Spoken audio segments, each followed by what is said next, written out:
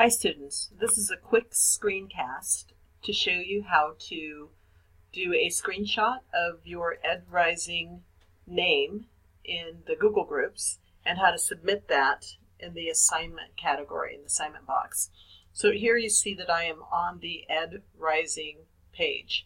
We can see that pretty clearly with the name over here, all of the messages. Over here on the right hand side, I click on that person and gear to see membership and email settings. And here I see my display name. This is what I'm going to take a screenshot of. So I've done that screenshot and I've saved it to my desktop. Here I go to my assignment in Canvas and I want to submit the assignment. So I click here. You must attach at least one file. Oops, I forgot to do that. Let me go to my desktop and I'm going to look for my EdRising. Oops, wrong desktop. And I'm going to look for my EdRising file.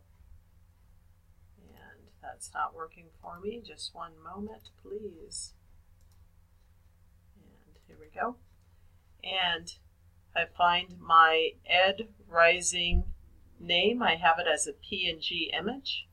Click on that, open it, and then submit assignment. And it's just taking a moment, and voila, submission details, download of EdRising name, and I'm done.